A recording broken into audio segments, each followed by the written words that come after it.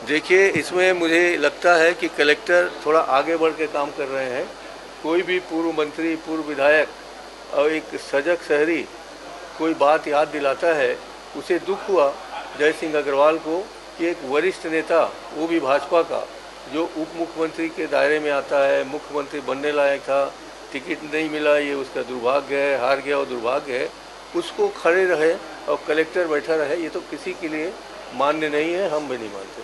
और उसको गलत ढंग से प्रचार नहीं किया, उनने एक जानकारी दी, उसके लिए कलेक्टर का ये शब्द मैंने जो देखा है उसमें कि मैं कलेक्टर निर्देशित करता हूँ, तो कलेक्टर को ऐसे लोगों को निर्देशित करने का अधिकार नहीं है, उनको खुद ही अपना लेटर वापस लेना चाहिए। ठीक है, थैंक यू।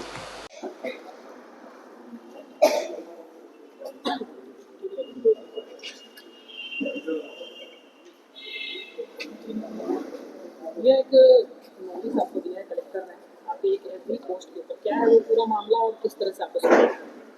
देखिए, मुझे सबसे पहले 12 तारीख को लोकमाया अखबार में देखने को मिला कि एक समाचार प्रकाशित हुआ है और उसमें वरिष्ठतम आदिवासी नेता ननकीराम कंवर जी खड़े।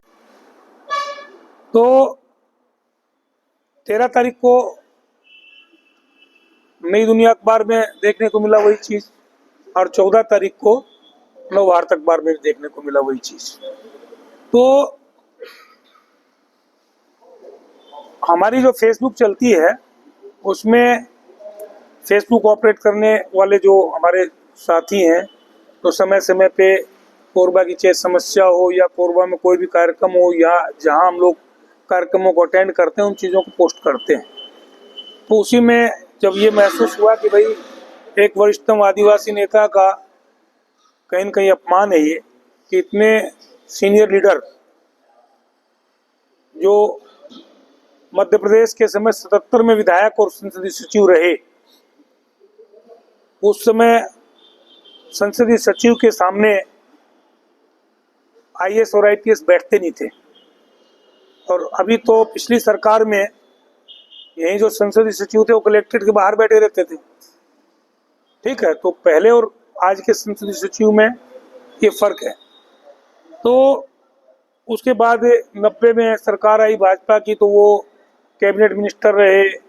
छत्तीसगढ़ बना जब 2003 में मिनिस्टर रहे, कैबिनेट मिनिस्टर रहे, होम मिनिस्टर रहे। तो उनका वो देखा तो उसमें थोड़ा सा पीड़ा हुई इस बात की कि इतने वरिष्ठतम आदिवासी नेता का आदिवासी बहुल राज्य में ये अपमान है, इसलिए हमको कष्ट हुआ। तो उसको पोस्ट किया गया।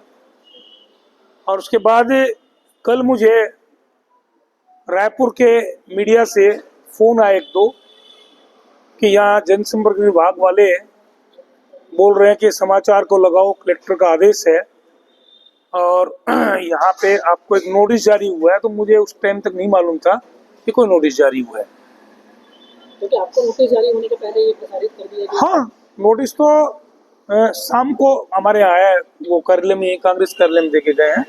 और उसके पहले रायपुर मतलब ये सब नोटिस की कॉपी जा चुकी थी। सर, जो उसमें उल्लेख किया गया है और उसमें एक तरह से आदेशात्मक रूप से आपको कहा गया है कि उस पोस्ट को आप डिलीट कर दीजिए। हाँ, इसको आप किस तरह से देखते हैं? देखिए, पोस्ट को डिलीट करिए, ये उनको आदेश देने का अधिकार नहीं। पहली चीज तो मुझे, ठीक है, उनको आदेशित करने का अधिकार नहीं है कि आपको निर्देशित किया जाता है। क्योंकि मैं ना तो कलेक्टर का चपरासी हूँ और ना मैं कोई कलेक्टर का मातहत अधिकारी हूँ।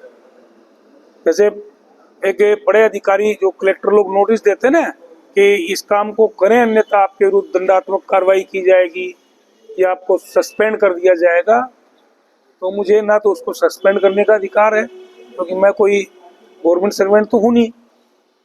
वो लोक सेवक है, जन सेवक है, तो उसको एक जन सेवक को अपने दायरे में रह के काम करना चाहिए। क्योंकि लगातार हमने अभी बालकों का भी दौरा किया, एसी सेल का भी दौरा किया, तो जो परिस्थितियां अभी हमने कोरबा की देखी हैं, जो कोरबा की स्थिति परिस्थिति है, तो हमने ये घोषणा की थी कि आने वाले समय में कलेक्ट्रेट का घेराव किया जाएगा। तो उससे हो सकता है उसके मन में कहीं न कहीं उस बात का भी मलाल होगा कि भाई पूर्व मंत्री है, वर्तमान में मैं कलेक्टर हूँ, तो मैंने पूरा जीवन कोरबा में बिताया है। कलेक्टर तो कोई भी हो, वो आएगा जाएगा, जितना दिन गवर्नमेंट रखेगी रहेगा और अपना काम करेगा और चले जाएगा। हमको तो यहीं रहना है कोरबा में, ठीक है। जिनके साथ ये घटना घटी है पूर्व गृह मंत्री नंदकीराम जी, उन्होंने आपके कमेंट को सही बताते कहीं ना कहीं ये कहा है कि जो भी कलेक्टर वहाँ पे बैठे थे राज्यपाल का अनुचित है, और उन्होंने बताया कि गलत कलेक्टर कोरबा में भेज दिया गया है। जो मेरे जैसे राजनीतिक व्यक्ति जिनका उम्र हो गया राजनीति में, उसके साथ गलत कर रहा है, ये गलत कलेक्टर आ गया।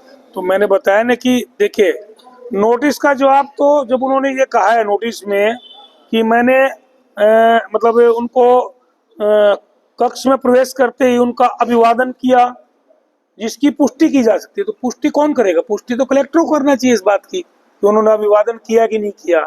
और ननकीराम जी कह रहे हैं कि अपमान हुआ। भाई अपमान तो कहलाएगा जब वो बोल रहे हैं कि भाई महामहिम राज्यपाल महोदय के पास सोफा में नहीं बैठना चाहिए उनको, और बाद में राज्यपाल महोदय ने उनको कक्ष से बाहर भी किया है, निकाला है। तो ये बात तो ननकीराम जी स्वयं ही बोल रहे हैं। वो तो नोटिस का जवाब तो ननकीराम जी खुद दे रहे हैं कि उन्होंने अभिवादन किया कि अपमान किया, हो तो ननकीराम जी बता दिए ना उस बात को। और उसके बाद वो मतलब जो खड़े हुए हैं उस फोटो को उन्होंने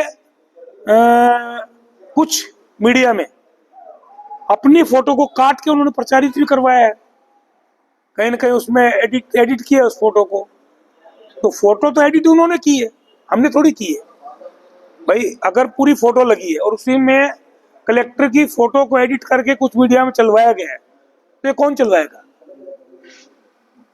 हैं? ये तो उन्होंने किया ना। तो हमने कोई या आक्रोश या वो नहीं फैलाया है ना, हमारी कोई मन से आक्रोश फैलाने की। हमको तो ननकीराम जी का जो हमको अपमानित महसूस हुआ और खुद को कष्ट हो, उसको कष्ट को व्यक्त किया है। ननकीराम कौर जी ने ये भी बोला कि शासन प्रशासन की छवि धूमिल नहीं है, यहाँ प्रशासन ने खुद गलत किया है। ये हाँ, तो वही तो मैं बोल रहा हूँ, जब ननकीराम जी जो बोल रहे हैं उसी से जवाब मिल जा रहा है उस चीज का। तो उसके बाद तो खुद उनको समझना चाहिए कि जिस व्यक्ति का वो अभिवादन कर रहे हैं खड़े होके, और वो व्यक्ति उसके बाद अगर उन पे आरोप लगा रहे हैं, तो उसको पहले उनको आपस में ही इस बात को तय करना चाहिए कि उनका स्वागत सत्कार हुआ कि अपमान हुआ, पहले उन्हीं को क्लियर कर लें। हैं? कलेक्टर यदि आपको किसी और लहजे में बात बोलते हैं, निवेदन करते हैं, तो क्या मतलब? देखिए, अगर कोई भी एक पोस्ट में आदमी होता है, ऐसे बहुत सी परिस्थितियां आती हैं कि जब जैसे कोई बड़ा धरना प्रदर्शन आंदोलन करते हैं हम लोग, और जब परिस्थिति अगर शासन प्रशासन और पुलिस से जब नहीं संभल पाती, ऐसे आंदोलन भी हुआ है। गेवरा में एक आंदोलन था जिसमें लगभग हम लोग 5000 ग्रामीणों के साथ उस आंदोलन में गए थे। तो जहां